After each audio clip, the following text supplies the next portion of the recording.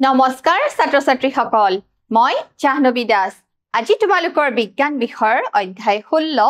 প্ৰাকৃতিক সম্পদৰ ব্যৱস্থাপনা পাঠ্যৰ বিষয়ে আলোচনা কৰিম আজি আমি বনাঞ্চল আৰু বন্যপ্ৰাণী সংৰক্ষণৰ বিষয়ে আলোচনা কৰিম আহা ছাত্ৰ-ছাত্ৰী সকল আমি শিকিবলৈ লওঁ আগৰ ক্লাছত আমি প্ৰাকৃতিক সম্পদসমূহৰ বিষয়ে অধ্যয়ন কৰিছিলো প্ৰাকৃতিক সম্পদ হৈছে প্ৰকৃতিৰ পৰা আহৰণ কৰা সম্পদ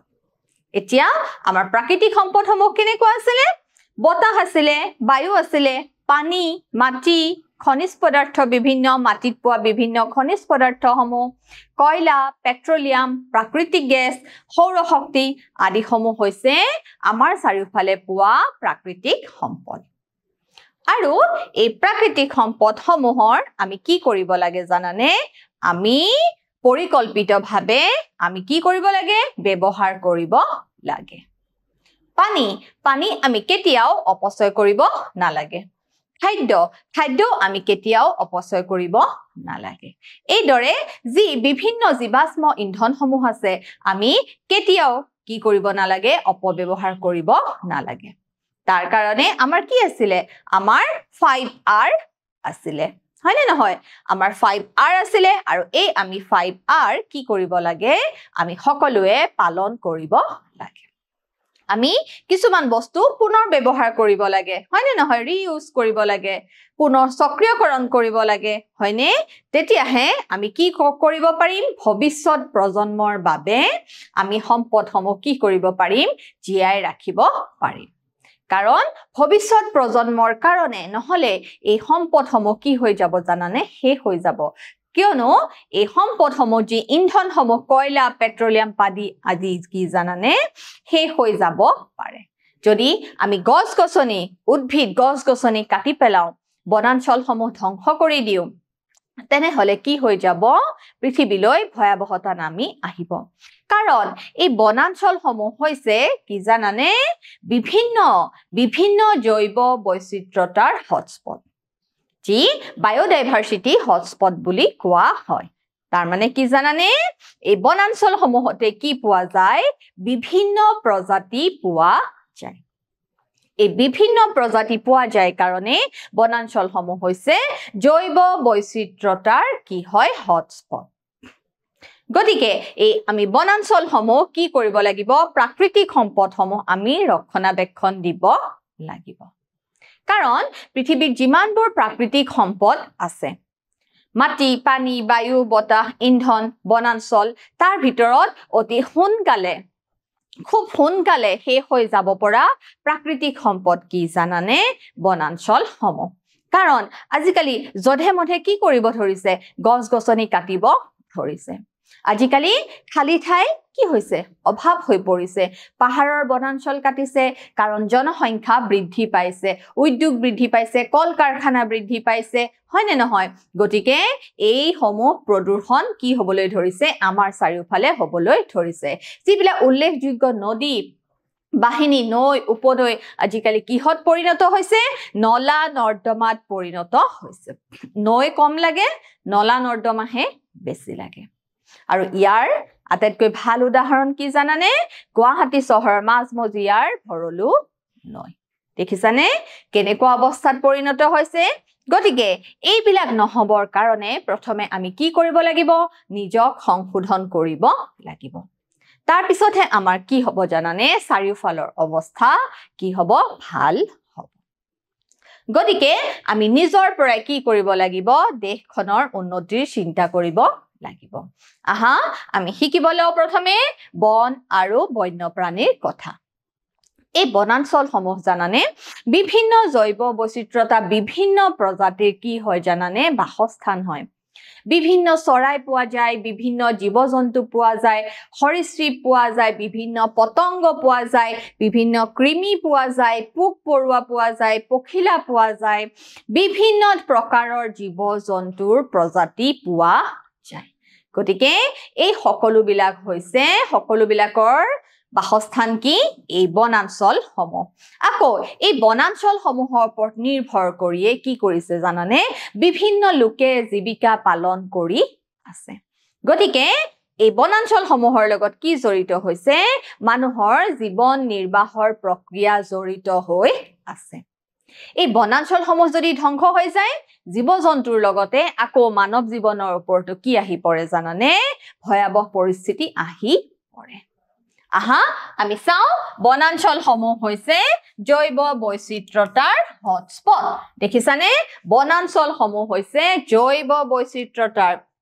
বিভিন্ন প্ৰজাতিৰ কি পোৱা যায় জানানে জীৱ পোৱা যায় বিভিন্ন প্ৰজাতি অসংখ্য প্ৰজাতিৰ হটস্পট হৈছে এই বনাঞ্চল সো কোনো এটা অঞ্চলৰ জৈৱ বৈচিত্ৰ্য হল তাত পোৱা প্ৰজাতিৰ সংখ্যা কোনো এটা অঞ্চলৰ জৈৱ বৈচিত্ৰ্য হল যি ভেৰিয়েশন হয় হৈছে তাত পোৱা প্ৰজাতিৰ সংখ্যা তাকে কি বুলি কোৱা হয় জৈৱ বৈচিত্ৰতা বুলি কোৱা হয় সো বনাঞ্চল সমূহত পোৱা বিভিন্ন জীৱৰ পৰিসৰ হৈছে বহুত জীৱৰ পৰিসৰ অসীম পৰিসৰ সো ব্যাকটেৰিয়া ভেকুৰ ফাৰ্ন ফুলৰ উদ্ভিদ কৃমি পোক পতংগ চৰাই সৰীসৃপ বিভিন্ন সপুষ্পক উদ্ভিদ গুপ্তবীজী উদ্ভিদ নগ্নবীজী উদ্ভিদ হয়নে নহয় যিমান প্ৰকাৰ উদ্ভিদ আছে যিমান ভেকুৰৰ প্ৰজাতি আছে যিমান ব্যাকটেৰিয়া প্ৰজাতি আছে যিমান অনুজীৱৰ প্ৰজাতি আছে এই সকলো সমূহ ক'ত পোৱা যায় বনাঞ্চল সমূহত পোৱা যায় সো সৰীসৃপ ইত্যাদিও হৈছে ইয়াৰ গুৰুত্বপূৰ্ণ বা অন্তৰ্গত তাৰ পিছত চোৱা সংৰক্ষণৰ এটা মূল লক্ষ্য হৈছে ইহতক বিলুপ্ত বা বিনাশ নোহোৱাকৈ কি কৰি থকা ৰক্ষা কৰি থকা কাৰণ এই জৈৱ বৈচিত্ৰতা যদি ধ্বংস হৈ যায় তেতিয়া কি ধ্বংস হৈ যাব জানানে তেতিয়া পৰিবেশৰ ভাৰসাম্যতা কি হৈ যাব বিনষ্ট হৈ যাব যদি জৈৱ বৈচিত্ৰতাৰ কি হৈ যায় ধ্বংস হৈ যায় যদি জৈৱ বৈচিত্ৰতাৰ ধ্বংস হয় তেনেহলে তাৰ ফলত কি সৃষ্টি হ'ব পৰিবেশৰ ভাৰসাম্যতা বিনষ্ট হ'ব পৰিবেশৰ ভাৰসাম্যতা কি হ'ব বিনষ্ট হ'ব দেখিছা পৰিবেশৰ ভাৰসাম্যতা কি হ'ব বিনষ্ট হ'ব গতিকে পৰিবেশৰ ভাৰসাম্য বজাই ৰাখিবলৈ হলে কিহৰ প্ৰয়োজন হ'ব এই জৈৱ বৈচিত্ৰতা যি বায়োডাইভাৰ্সিটি হটস্পট আছে সেই সমূহ আমি কি কৰি ৰাখিব লাগিব সংৰক্ষণ কৰি ৰাখিব লাগিব তেতিয়াহে কি হ'ব জানানে পৰিবেশৰ যি বেলেন্স যি ভাৰসাম্য কি হৈ থাকিব অটুট হৈ থাকিব নহলে গোটেই পৃথিৱীৰ পৰিস্থিতি তন্ত্ৰ যি পৰিবেশৰ প্ৰাকৃতিক পৰিস্থিতি তন্ত্ৰ আছে কি হৈ যাব বিনষ্ট হৈ যাব তাৰ মানে গোটেই জীৱমণ্ডলৰ ওপৰত কি হৈ যাব জানানে ধ্বংসৰ প্ৰভাৱ আহি পৰিব গতিকে গোটেই যিটো ইকোলজিক্যাল ব্যালেন্স দুয়ে কি হৈ যাব নাইকিয়া হৈ যাব যদিহে এই জৈৱ বৈচিত্ৰতাৰ কি হ'বলৈ ধৰে ধ্বংস হ'বলৈ ধৰে সো অংশীদাৰ সমূহ এতিয়া আমি পঢ়িম আলোচনা কৰিম অংশীদাৰ সমূহ বা ষ্টেক হোল্ডাৰ বুলি কোৱা হয় এতিয়া এই বনাঞ্চল সমূহৰ কি আছে জানানে কেইবাটাও অংশীদাৰ আছে অংশীদাৰ সমূহ কেনেকুৱা হ'ব পাৰে জানানে অংশীদাৰ সমূহ হ'ব পাৰে ধৰা স্থানীয় লোকসকল কেনেকুৱা হ'ব পাৰে স্থানীয় যি লোকেল পিপল বুলি কোৱা আৰু কিবা এটা কাম কৰাৰ যি আগ্ৰহ থাকে কিবা এটা বস্তুৰ প্ৰতি যদি আগ্ৰহ থাকে তেনেহলে হেতুকে কি বুলি কোৱা হয় ষ্টেক হোল্ডাৰ বা অংশীদাৰ বুলি কোৱা হয় সো কিবা এটাৰ প্ৰতি আগ্ৰহ বা চিন্তা থকা ব্যক্তিক কি বুলি কোৱা হয় অংশীদাৰ বুলি কোৱা হয় এই বনাঞ্চল সমূহৰ প্ৰথম অংশীদাৰ সমূহ কি জানানে বনাঞ্চল সমূহক কেন্দ্ৰ কৰি তাৰ চাৰিওপাশৰ যি স্থানীয় লোক থাকে সেই সমূহ হৈছে প্ৰথম অংশীদাৰ তাৰ পিছত জানানে আৰু দ্বিতীয় অংশীদাৰ কোন হ'ব পাৰে জানানে যি ভূমি বা মাটিৰ কি হয় জানানে গৰাকী ভূমিৰ গৰাকী আৰু কি হ'ব পাৰে ভূমিৰ গৰাকী হ'ব পাৰে আৰু কি হ'ব পাৰে জানানে আৰু চৰকাৰ হ'ব পাৰে আমাৰ চৰকাৰখন বা চৰকাৰৰ বন বিভাগ হ'ব পাৰে ভূমিৰ গৰাকী আৰু কি হ'ব পাৰে চৰকাৰৰ বন বিভাগ হ'ব পাৰে তোমালোকে মনৰ ৰাখিবা অংশীদাৰ সমূহ বনাঞ্চলৰ অংশীদাৰ সমূহনো কেনেকুৱা হ'ব পাৰে লোকেল পিপল সমূহ হ'ব পাৰে স্থানীয় লোকসকল হ'ব পাৰে আৰু কি হ'ব পাৰে চৰকাৰ আৰু চৰকাৰ বন বিভাগ আৰু ভূমিৰ গৰাকী যি মাটিৰ গৰাকী সমূহ হ'ব পাৰে আৰু কি হ'ব পাৰে জানানে যি এই বনাঞ্চল সমূহৰ পৰা সহজে লাভান্বিত হয় যে উদ্যোগপতিসকল কোনবিলাক উদ্যোগপতিসকল বা যিবিলাকক কি বুলি কোৱা হয় ইণ্ডাষ্ট্ৰিয়েলিষ্ট বুলি কোৱা হয় দেখিছানে আজিকালি কেনেকুৱা হৈ গৈছে বনাঞ্চলসমূহ ধ্বংস হৈ তাত বৃহৎ বৃহৎ অট্টালিকা ফাৰ্ম হাউস বৃহৎ অট্টালিকা গঢ়িবলৈ লৈছে বনাঞ্চলসমূহ ধ্বংস হৈ গৈছে কিন্তু তাৰ ফলত কি সৃষ্টি হৈছে বিভিন্ন উদ্যোগপতিৰ লাভৱানহে সৃষ্টি হৈছে উদ্যোগপতিৰ লাভসমূহে সৃষ্টি হৈছে প্ৰকৃতি বিনষ্ট হৈ গৈছে প্ৰকৃতি ধ্বংস হৈ গৈছে কিন্তু উদ্যোগপতিসকলৰ কি হৈ আছে লাভ হৈ আছে আৰু চতুৰ্থ অংশীদাৰ কি জানানে চতুৰ্থ অংশীদাৰ হৈছে যি বন্যপ্ৰাণী ভাল পায় বা প্ৰকৃতি প্ৰেমী সকল যিয়ে কি কৰে জানানে নিজৰ ইচ্ছা অনুসাৰে এই বনাঞ্চলসমূহ কি কৰিব বিচাৰে ৰক্ষা কৰিব বিচাৰে তেওঁলোক এনথুজিয়াষ্ট তেওঁলোকক কি বুলি কোৱা হয় প্ৰকৃতি প্ৰেমী বুলি কোৱা হয় প্ৰকৃতি প্ৰেমী তেওঁলোক নেচাৰেলিষ্ট প্ৰকৃতি প্ৰেমী বুলি কোৱা হয় গতিকে ছাত্ৰ-ছাত্ৰীসকল বুজি পাইছা নিশ্চয় ষ্টেক হোল্ডাৰ্ছ বা অংশীদাৰ সমূহ কি হ'ব পাৰে বনাঞ্চলৰ স্থানীয় লোকসকল হ'ব পাৰে ভূমিৰ গৰাকী আৰু লগতে কি হ'ব পাৰে চৰকাৰ মানে চৰকাৰৰ যি বন বিভাগ থাকে চৰকাৰৰ বিভিন্ন বিভাগ থাকে তাৰে কি বিভাগে বনাঞ্চলৰ ক্ষেত্ৰত গুৰুত্ব প্ৰদান কৰে চৰকাৰৰ যি বন বিভাগ তেওঁলোকে বনাঞ্চলসমূহ ৰক্ষণাবেক্ষণৰ কাৰণে কি কৰে জানানে বিভিন্ন নিয়ম কানুন আইন আদি প্ৰণয়ন কৰে চৰকাৰে বন বিভাগে কি কৰি ল'ব পাৰে বিভিন্ন ৰাষ্ট্ৰীয় উদ্যান বনাব পাৰে বিভিন্ন অভয়াৰণ্য বনাব পাৰে মাটি কিনি ল'ব পাৰে কিহৰ কাৰণে কৰিব পাৰে বনাঞ্চলসমূহ সংৰক্ষণৰ কাৰণে কৰিব পাৰে বা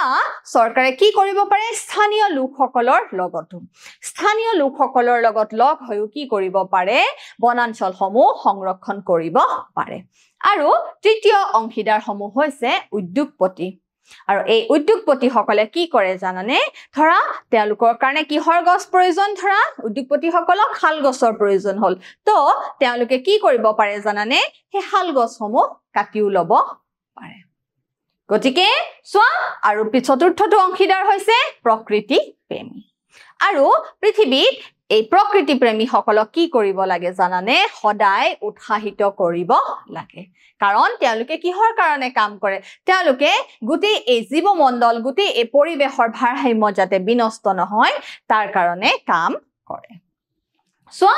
স্থানীয় জনসাধাৰণক বৃহৎ পৰিমাণৰ কিহৰ প্ৰয়োজন হয় খৰি আৰু কাঠৰ প্ৰয়োজন হয় এতিয়া যি লোকেল পিপল সকল আছে স্থানীয় লোকসকল আছে তেওঁলোকৰ জীৱন নিৰ্বাহৰ কাৰণে বিভিন্ন ইন্ধন প্ৰয়োজন হয় আৰু এই ইন্ধন আমি জানো যে কাঠ হৈছে সহজলভ্য ইন্ধন গতিকে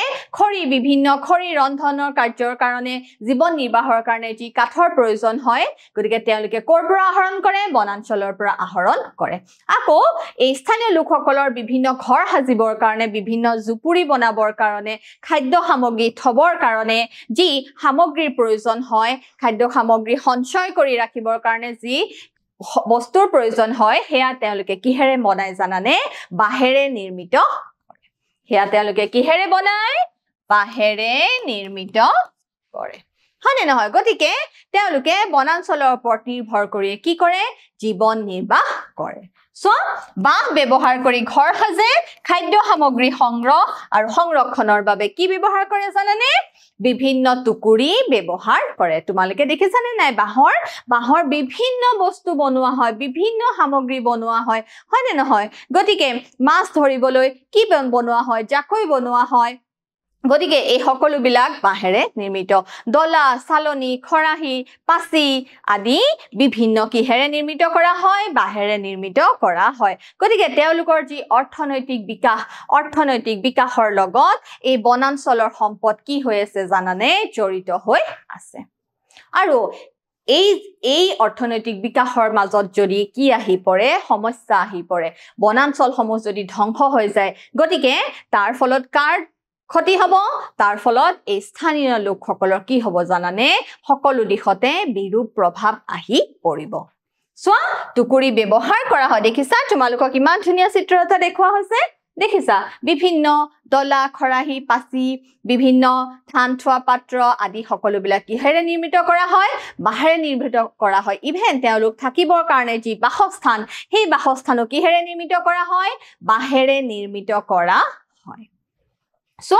কৃষি মাছ ধৰা আৰু শিকাৰৰ বাবে সজুলি সমূহ বহুলাংখে কিহৰ পৰা তৈয়াৰ কৰা হয় কাঠৰ পৰা তৈয়াৰ কৰা হয় সো কৃষি ক্ষেত্ৰত মাছ ধৰা কৃষি ক্ষেত্ৰত নাঙল ব্যৱহাৰ কৰা হয় হয়নে নহয় ছাত্ৰ ছাত্ৰীসকল নাঙল আমি সকলোৱে দেখিছো গতিকে এয়াও কিহেৰে তৈয়াৰী কাঠেৰে তৈয়াৰী আকৌ মাছ ধৰিবৰ কাৰণে কি কৰা হয় জিজাকৈ ব্যৱহাৰ কৰা হয় হেয়া কিহেৰে তৈয়াৰী বাহেৰে নিৰ্মিত সো লগতে বনাঞ্চলসমূহ মাছ ধৰা আৰু শিকাৰৰ স্থান বনাঞ্চলসমূহ হৈছে বিভিন্ন কৃষি ক্ষেত্ৰৰ লগতে মাছ ধৰা আৰু শিকাৰৰ স্থান আৰু এই বনাঞ্চলসমূহতে কি হয় জানানে বিভিন্ন যি ঘৰচীয়া জীৱ-জন্তুসমূহ আছে সেই সমূহ হৈছে চৰণীয়া পথাৰ সোৱা আমি চাও বনাঞ্চলৰ পৰা ফল-মূল বাদাম আৰু ঔষধ সংগ্ৰহ কৰা লোকসকলে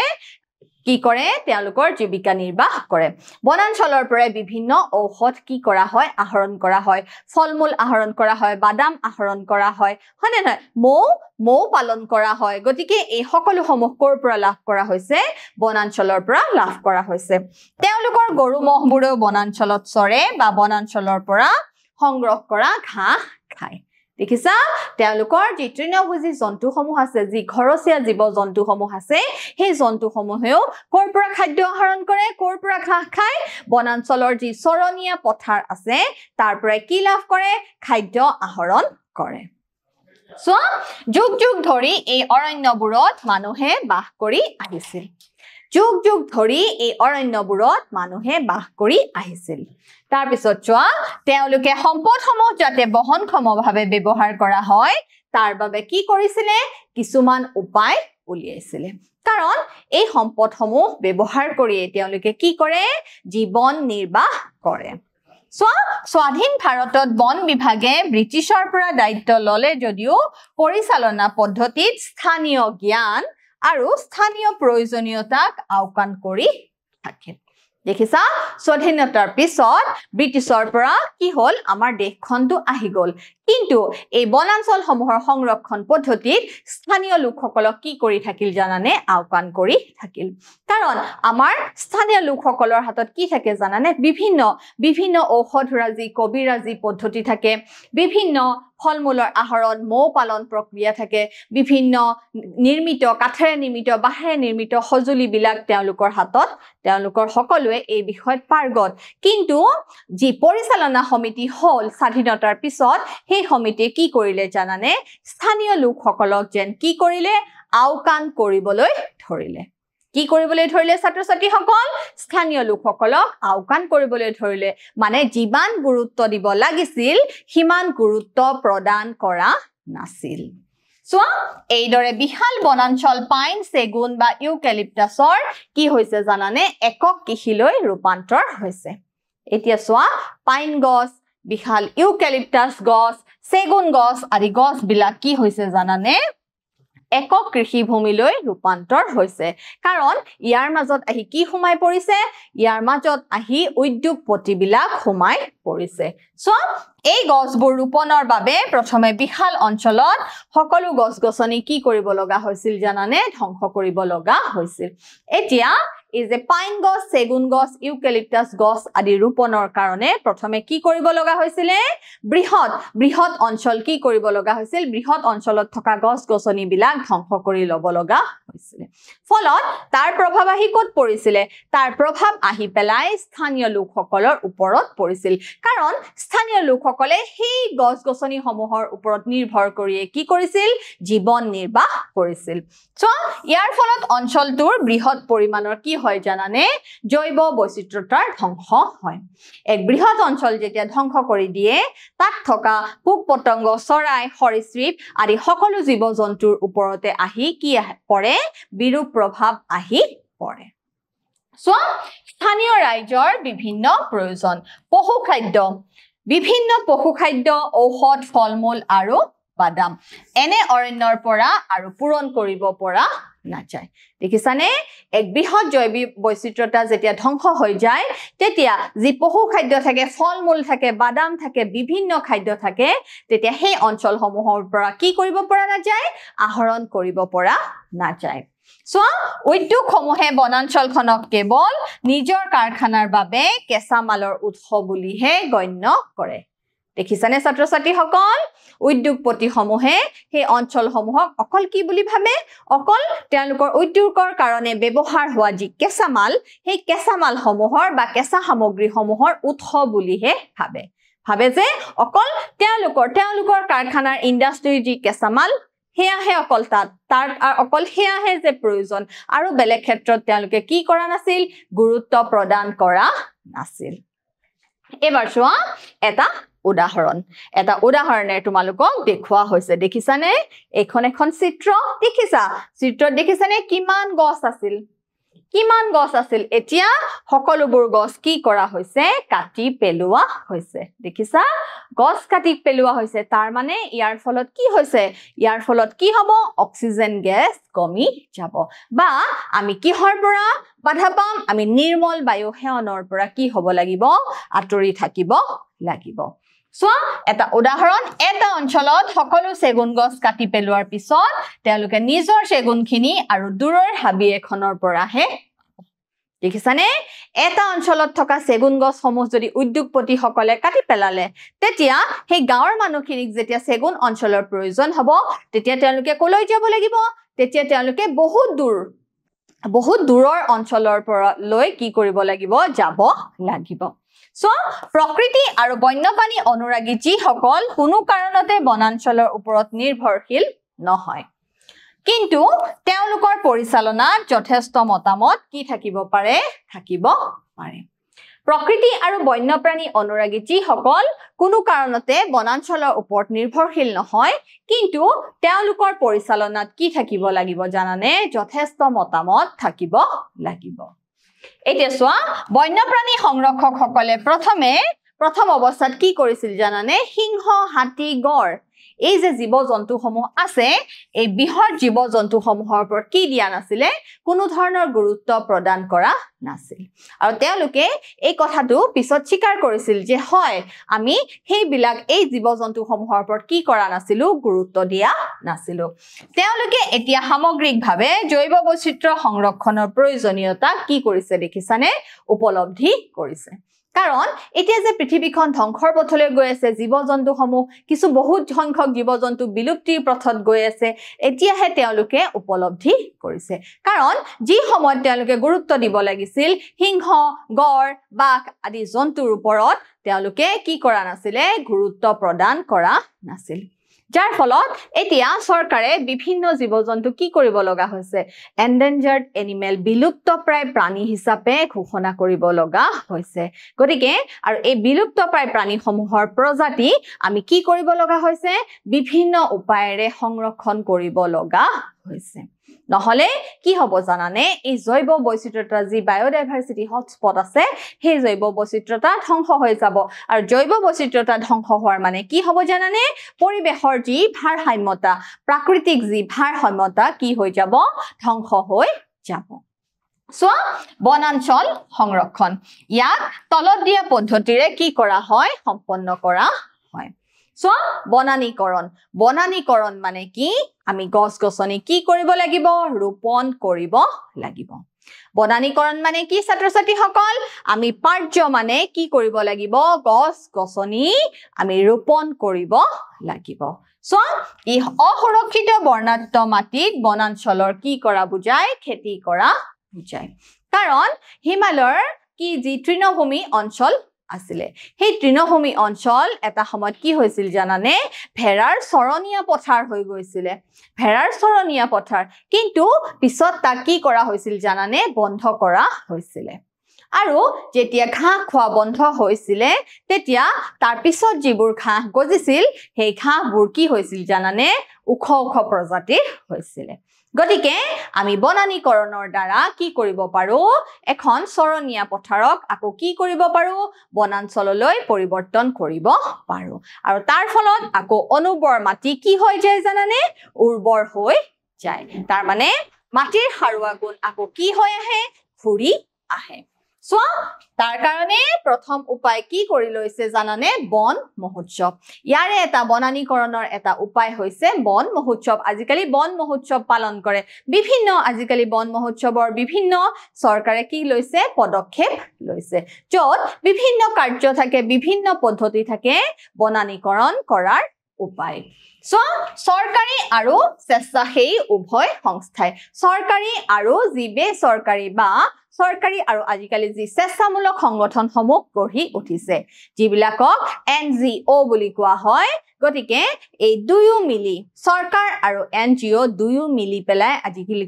আজিকালি কি লৈছে বিভিন্ন পদক্ষেপ হাতত লৈছে তাৰে এটা পদক্ষেপ হৈছে বন মহোৎসৱ ফেব্ৰুৱাৰী আৰু জুলাই মাহত কি কৰা হয় বছৰটো দুবাৰকৈ ফেব্ৰুৱাৰী আৰু জুলাই মাহত কি কৰা হয় বৃক্ষৰোপণ আন্দোলন পালন কৰা হয় ফেব্ৰুৱাৰী আৰু জুলাই মাহত দেখিছা এয়া হৈছে বৃক্ষৰোপণ আন্দোলন আজিকালি বিভিন্ন অমৃত বৃক্ষ আন্দোলন গঢ়ি তুলিছে হয়নে নহয় চৰকাৰে গতিকে এই সমূহৰ দ্বাৰা কি হৈছে জানানে এই সমূহৰ দ্বাৰা সকলোৰে মাজত কি হৈছে সজাগতাৰ সৃষ্টি হৈছে যে হয় আমি কি ৰুব লাগে গছ পুলি ৰুব লাগে গতিকে তেতিয়াহে কি হৈ থাকিব পৰিবেশৰ ভাৰসাম্যতা বৰ্তি থাকিব কাৰণ বনাঞ্চলসমূহ অতি দ্ৰুতগতিত ধ্বংস হ'বলৈ ধৰিছে আৰু এই হাৰত যদি বনাঞ্চল ধ্বংস হৈ থাকে তেনেহলে ভৱিষ্যত প্ৰজন্মৰ বাবে কি নাথাকিব বনাঞ্চল নাথাকিব আৰু বনাঞ্চল নাথাকে মানে কিহৰ অভাৱ হ'ব নিৰ্মল অক্সিজেন গেছৰ কি হৈ পৰিব অভাৱ হৈ পৰিব কাৰণ আমাৰ বায়ুমণ্ডলৰ চাৰিওফালে তেতিয়া অকল কি হ'ব জানানে দূষিত গেছসমূহে থাকিব পয়জনাছ গেছসমূহ যিবিলাক বিভিন্ন ৰোগ সৃষ্টিকাৰী মানুহৰ হাওঁফাওঁৰ ৰোগ সৃষ্টিকাৰী হ'ব শ্বসনত বাধাৰ সৃষ্টি হ'ব উশাহ ল'ব কষ্ট পাব আদি বিভিন্ন ৰোগৰ সৃষ্টি হ'ব আৰু বৰষুণৰ পৰিমাণ কি হৈ যাব জানানে কমি যাব বৰষুণৰ পৰিমাণ কমি গলে কি হ'ব খৰাং বতৰৰ সৃষ্টি হ'ব খৰাং বতৰ হোৱাৰ ফলত কি হ'ব কৃষিভূমি কি হৈ যাব কৃষিভূমিৰ মাটিৰ উৰ্বৰতা গুণ নোহোৱা হৈ যাব দেখিছা পথাৰত ফাট মেলিব মাটি বালিয়া হৈ যাব হাৰুৱা মাটি বালিয়া হৈ যাব গতিকে দেখিছানে কেনেকুৱা এক ভয়াবহ পৰিৱৰ্তন আহি পৰিব যদিহে এই বনাঞ্চলসমূহ কি হৈ যায় ধ্বংস হৈ যায় গতিকে এই বনাঞ্চল ধ্বংস নহবৰ কাৰণে প্ৰথম উপায় হৈছে বনানীকৰণ সো ছাত্ৰ-ছাত্ৰীসকল ইয়াৰ পিছৰখিনি পুনৰ বনানীকৰণ আৰু এটা পদ্ধতি কি জানানে পুনৰ বনানীকৰণ ই হৈছে শোষণৰ সময়ত ক্ষতিগ্ৰস্ত বা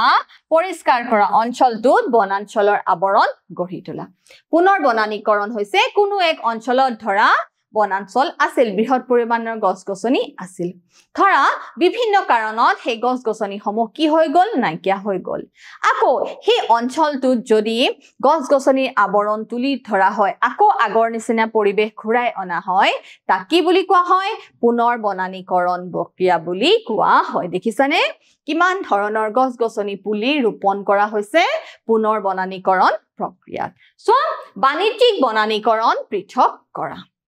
যি বাণিজ্যিক বনানীকৰণ আছে তাক আমি কি কৰিব লাগিব পৃথক কৰিব লাগিব উদ্যোগৰ বাবে প্ৰয়োজনীয় উপযোগী উদ্ভিদসমূহ পেলনীয়া ভূমিত কি কৰিব লাগে পৃথকে ৰোপণ কৰিব লাগে যিসমূহ উদ্ভিদ কিহৰ বাবে প্ৰয়োজন হয় উদ্যোগৰ বাবে প্ৰয়োজন হয় উদ্যোগৰ প্ৰয়োজনীয় উদ্ভিদ বৃদ্ধি কৰা উৎপাদন বাগিচা বোলা হয় যে এইসমূহ উদ্ভিদ কিহৰ কাৰণে প্ৰয়োজন হ'ব উদ্যোগ নিৰ্মাণৰ বাবে প্ৰয়োজন হ'ব বা উদ্যোগ ক্ষেত্ৰত প্ৰয়োজন হ'ব গতিকে এনেকুৱা বিলাকক কি বুলি কোৱা হৈছে উৎপাদন বাগিচা বুলি কোৱা হৈছে সো চৰণীয়া পথাৰ এই চৰণীয়া পথাৰসমূহক আমি কি কৰিব লাগিব চৰণীয়া পথাৰসমূহক আমি নিয়ন্ত্ৰণ কৰিব পাৰিব লাগিব চৰণীয়া পথাৰ উপলব্ধতা বা প্ৰয়োজন অনুসৰি চৰণীয়া পথাৰসমূহ আমি কি কৰিব লাগে নিয়ন্ত্ৰণ কৰিব লাগে সো বনাঞ্চল ধ্বংস মানেনো কি কোনো এলেকাৰ বনাঞ্চলৰ আৱৰণ আঁতৰোৱা কমি যোৱা বা অৱক্ষয় হোৱাকে কি বুলি কোৱা হয় বনাঞ্চল ধ্বংস বুলি কোৱা হয় কোনো এক অঞ্চলৰ যি গছ-গছনি সেই গছ-গছনি যদি সম্পূৰ্ণৰূপে ধ্বংস হৈ যায় তেনেহলে তাক কি বুলি কোৱা হয় বনাঞ্চল ধ্বংস বুলি কোৱা হয় সো এয়া এখন চিত্ৰ তোমালোকৰ বনাঞ্চল ধ্বংসৰ দেখুৱা হৈছে দেখিছানে গছ-গছনি সমূহ কাটি কি হৈ গৈছে নাইকিয়া হৈ গৈছে বিভিন্ন প্ৰাকৃতিক কাৰণতো হ'ব পাৰে বিভিন্ন কৃষি কৰ্মৰ কাৰণে হ'ব পাৰে উদ্যোগপতি সকলৰ কাৰণে হ'ব পাৰে বিভিন্ন কাৰণত কি হ'ব পাৰে বনাঞ্চলসমূহ ধ্বংস হ'ব পাৰে বা বিভিন্ন চোৰাং চিকাৰীৰ কাৰণে হ'ব পাৰে এইদৰে বিভিন্ন কাৰণত কি হ'ব পাৰে বনাঞ্চলসমূহ ধ্বংস হ'ব পাৰে সো বনাঞ্চল ধ্বংসৰ প্ৰভাৱ দেখিছানে কেনেকৈ এখন চিত্ৰ তোমালোকক দেখুৱা হৈছে মাটি শুকাই ফাট মেলি গৈছে দেখিছা মাটি শুকাই ফাটি গৈছে সো মাটিৰ খহনীয়া উদ্ভিদৰ ধ্বংসৰ ফলত খাৰুৱা মাটি বতাহ আৰু পানীৰ সংস্পৰ্শলৈ আহে বনাঞ্চল যদি ধ্বংস হৈ যায় গছ-গছনিৰ শিপা যদি নাথাকে তেনেহলে সেই মাটিৰ কি আৰম্ভ হয় খহনীয়া আৰম্ভ হয় তাৰ মানে মাটিৰ ক্ষয়ভৱন সৃষ্টি হয় যি মাটিৰ যি সাৰুৱা মাটিখিনি কি হৈ যায় জানানে সাৰুৱা মাটিখিনি বতাহ আৰু পানীৰ সংস্পৰ্শলৈ আহি যায় ই ওপৰ মাটি আঁতৰাই সেই মাটিখিনি কি কৰি তুলে জানানে অনুৰ্বৰ কৰি তুলে ওপৰ যি সাৰুৱা মাটিখিনি কি হৈ যায় নাইকিয়া হৈ যায় ফলত সেই মাটি কি হৈ যায় সেই মাটি অনুৰ্বৰ হৈ যায় সো তাৰ ফলত কি সৃষ্টি হয় মৰুভূমিৰো সৃষ্টি হ'ব পাৰে ভয়ামৰ বনাঞ্চলৰ আৱৰণ আঁতৰাই দিলে অঞ্চলটো কি হৈ পৰে শুকান হৈ পৰে সো গৰমৰ দিনত মাটি ঢিলা হৈ পৰে বায়ুৰ সৈতে বালি এৰি থৈ যোৱা মিহি মাটিৰ কণাবোৰ কি কৰি লৈ যায় কাঢ়ি লৈ যায় এইবোৰ হৈছে বনাঞ্চল ধ্বংসৰ বিৰূপ প্ৰভাৱ এতিয়া চোৱা বানপানীৰ ফলতো কি হয় জানানে বনাঞ্চলসমূহ ধ্বংস হয় বাৰিষাৰ সময়ত অসুৰক্ষিত মাটিৰ দ্বাৰা শোষণ ক্ষমতা হেৰুৱাৰ ফলত কি হয় বহুতো অস্থায়ী মাটিৰ সৃষ্টি হয় বা অস্থায়ী নদীৰ সৃষ্টি হয় নদীবোৰে নিম্ন ভূমিত বানপানীৰ সৃষ্টি কৰে যাৰ ফলত কৃষি সম্পত্তি আৰু জীৱনৰো কি হয় জানানে ক্ষতি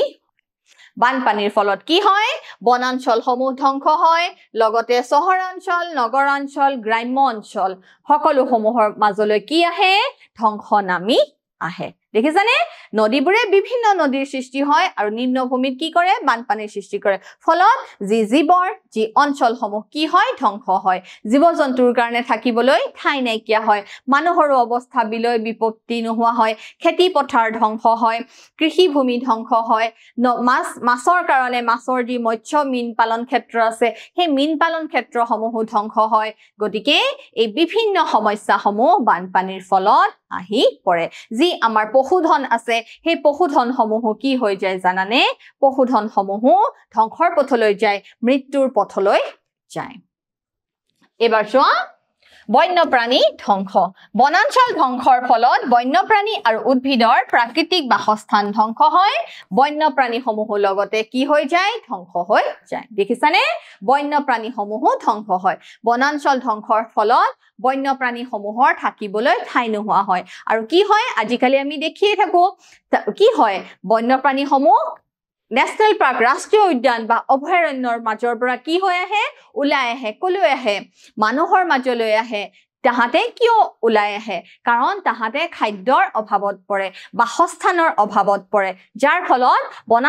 বনাঞ্চল ধ্বংসৰ ফলত জীৱসমূহ কলৈ আহিব লগা হয় খাদ্যৰ সন্ধানত তাহাতে বাহিৰলৈ ওলাই আহিব লগা হয় আহি বিভিন্ন ধাননি পথাৰ ক্ষতি কৰে বিভিন্ন মানুহৰ ঘৰৰ বাৰীৰ বস্তুৰ ক্ষতি কৰে আদি এই সমূহ সমস্যা কিয় আহি পৰিছে জানানে এই বনাঞ্চলসমূহ ধ্বংসৰ ফলতে আহি পৰিছে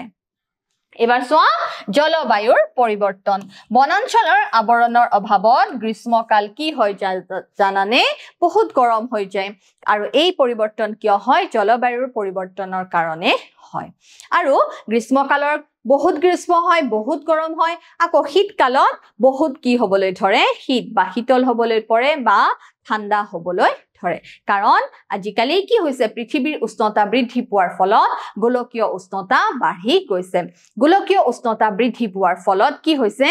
জলবায়ুৰ পৰিৱৰ্তন হ'বলৈ ধৰিছে আজিকালি এইটো আমি সকলোৱে উপলব্ধি কৰিছো যে আগৰ যি জলবায়ুৰ বাতাবৰণ আছিল আৰু আজিকালিৰ জলবায়ুৰ মাজত এক বৃহৎ পাৰ্থক্য দেখিবলৈ পোৱা গৈছে আৰু এইবিলাক কিহৰ কাৰণে হৈছে এইবিলাক হৈছে বিভিন্ন প্ৰদূষণ বা বনাঞ্চল ধ্বংসৰ ফলত শীতল হৈ পৰে শীতকাল অতিৰিক্ত শীতল হৈ পৰে আৰু বৰষুণৰ পৰিমাণ কি হৈ যায় কমি যায় বৰষুণৰ পৰিমাণ কি হৈ যায় কমি যায় গৰম আগতে যিমান গৰম আছিল আজিকালি গ্ৰীষ্মকালত তাতকৈ বহুত বেছি গৰম হয় আৰু ঠাণ্ডা তাকো কি হয় জানানে বহুত বেছি ঠাণ্ডা হয় এবাৰ বন্যপ্ৰাণী সংৰক্ষণ প্ৰকৃতিত পৰিৱেশগত ভাৰসাম্য বজাই ৰাখিবলৈ বন্যপ্ৰাণী সংৰক্ষণ কৰাটো অতি প্ৰয়োজনীয় বন্যপ্ৰাণী সংৰক্ষণৰ বাবে লবলগীয়া কিছুমান ব্যৱস্থা দিয়া হৈছে কি ব্যৱস্থা দিয়া হৈছে বিলুপ্তপ্ৰায় প্ৰজাতিৰ যিকোনো প্ৰাণী আজিকালি বিলুপ্তপ্ৰায় যি প্ৰজাতি যি জীৱসমূহক বিলুপ্তপ্ৰায় বুলি আজিকালি ঘোষণা কৰা হৈছে সেই তেনেকুৱা বিভিন্ন বিলুপ্তপ্ৰায় প্ৰজাতিৰ যিকোনো প্ৰাণী বা চৰাইৰ চোৰাং চিকাৰ হত্যা বা ধৰাৰ ওপৰত কি কৰিব লাগিব বিভিন্ন নিষেধাজ্ঞা প্ৰণয়ন কৰিব লাগিব বিভিন্ন আইন উলিয়াব লাগিব যে এই সমূহৰ হত্যা কৰাটো চোৰাংভাৱে যি চোৰাং চিকাৰে হত্যা কৰে তাৰ ওপৰত কি কৰিব লাগিব গভীৰ শাস্তি প্ৰদান কৰিব লাগিব বিভিন্ন আইন প্ৰৱৰ্তন কৰিব লাগিব তেতিয়াহে এই বিলুপ্তপ্ৰায় প্ৰাণীসমূহ কি হৈ থাকিব জীয়াই থাকিব ৰাষ্ট্ৰীয় উদ্যান আৰু অভয়াৰণ্য স্থাপন কৰি বন্যপ্ৰাণী আৰু চৰাইৰ প্ৰাকৃতিক বাসস্থান সংৰক্ষণ কৰিব লাগে যেটো কি কোৱা হয় ইন সিটু কনজাৰভেশ্যন বুলিও কোৱা হয় কাৰণ জীৱসমূহৰ য'ত বাসস্থান তাহাঁতক তাতেই ৰাখিব লাগে বুজি পাইছানে ছাত্ৰ ছাত্ৰীসকল ৰাষ্ট্ৰীয় উদ্যান বিভিন্ন ৰাষ্ট্ৰীয় উদ্যান কি কৰিব লাগে ঘোষণা কৰিব লাগে আৰু অভয়াৰণ্য সৃষ্টি হলেহে কি হ'ব লাগিব জানানে তেতিয়াহে বিভিন্ন জীৱসমূহ কি হৈ থাকিব সিহঁতৰ নিজৰ বাসস্থানত জীয়াই থাকিব পাৰিব চৰকাৰ তৰফৰ পৰা বন্যপ্ৰাণী সংৰক্ষণৰ সৈতে জড়িত বিভাগে সকলো অৰণ্যতে সময় কি চলাব লাগে জৰীপ চলাব লাগে তাৰ মানে সময়ে সময়ে কি কৰিব লাগিব পৰ্যবেক্ষণ কৰিব লাগিব সকলো কাম-কাজ নিয়াৰিকৈ চলি আছে নে নাই বিলুপ্তপ্ৰায় প্ৰজাতিৰ বন্যপ্ৰাণী আৰু চৰাইৰ বিলুপ্তি ৰোধ কৰিবলৈ সংৰক্ষণৰ প্ৰতি বিশেষ গুৰুত্ব দিব লাগিব বিভিন্ন আইন প্ৰণয়ন কৰিব লাগিব তেতিয়াহে এই বিলুপ্ত প্ৰজাতিৰ জীৱসমূহ জীয়াই থাকিব কাঠৰ ব্যৱসায় আৰু ইন্ধনৰ বাবে আমি কি কৰিব নালাগিব আমি বিবেচনাহীনভাৱে বা যধে মধে গছ-গছনি কাটিব নালাগিব কাৰণ আমি যদি বিবেচনাহীনভাৱে বা যধে মধে আমি কোনো ধৰণৰ পৰিকল্পনা নোহোৱাকৈ যদি গছ-গছনি অহৰহ কাটি গৈ থাকে কাঠৰ ব্যৱসায়ৰ বাবে ইন্ধনৰ বাবে তেতিয়া কি হ'ব জানানে বনাঞ্চলসমূহ অতি সোনকালে ধ্বংস হ'ব আৰু বনাঞ্চলসমূহ হৈছে অতি সোনকালে ধ্বংস হৈ যাব পৰা অতি সোনকালে নিচিন্ন হৈ যাব পৰা প্ৰাকৃতিক সম্পদ এতিয়া ছাত্ৰ ছাত্ৰীসকল তোমালোকে মোক এটা পৰীক্ষা দিব লাগিব মোৰ প্ৰথম প্ৰশ্ন তলৰ কোনটো খুব সোনকালে শেষ হৈ যাব পৰা প্ৰাকৃতিক সম্পদ পানী বনাঞ্চল বতাহ সৌৰশক্তি উত্তৰটো তোমালোকে বুজিয়ে পাইছা উত্তৰটো হ'ব খ বনাঞ্চল হৈছে খুব সোনকালে ধ্বংস হৈ যাব পৰা প্ৰাকৃতিক সম্পদ মোৰ দ্বিতীয় প্ৰশ্ন বনাঞ্চলৰ অংশীদাৰসমূহ হৈছে